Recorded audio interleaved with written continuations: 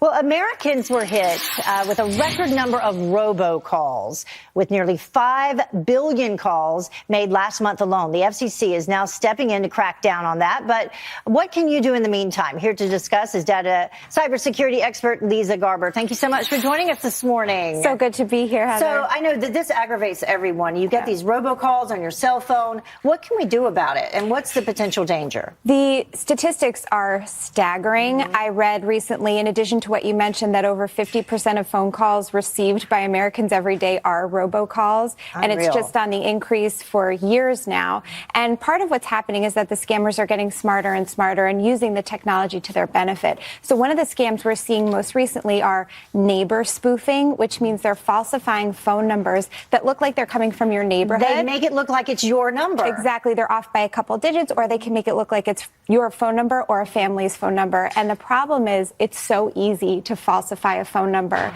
because they're using voice over internet protocol. They can make a phone call from a computer. You can look it up yourself. It's so easy to do, and they're just getting more adept at doing it. Yeah, here's what the FCC chair had to say on the robocall action. Listen.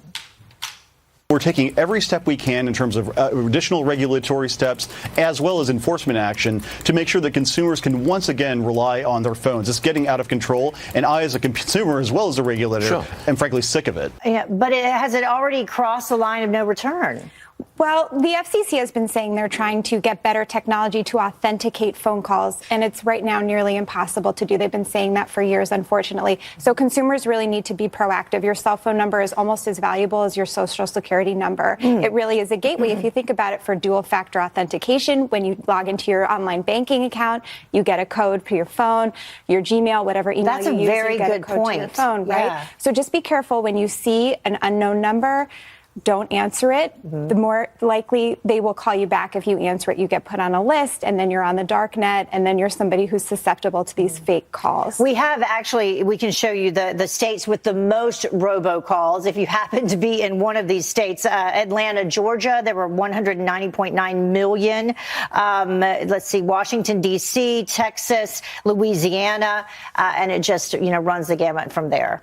The cell phone companies are trying to really help with these scammer phone calls, these hacker phone calls. There are different applications you can utilize. Update your phone software, because all of these phone provider service companies are trying to come out with the latest updates. So you should always update your phone. Update your phone. Okay. The different Apple, Android, Google, whatever cell phone you're using, they offer different applications to block these calls. But just be careful of what you're picking up, because even just picking up the phone can put you at risk. And I wanted to ask you that, like returning the call. You should never do that? Call, exactly, Heather. Never return the call. And it's not just because they might fool you into giving up information. It's usually that they might be a long distance number and they're tricking you into paying these exorbitant fees, which not only go to the phone company, but they go to the hacker themselves. Interesting. Well, let's hope somebody figures it out and they can stop it soon. It is annoying. Yeah. Thank you. And potentially dangerous, as you said. Thank you. Great to have you with us.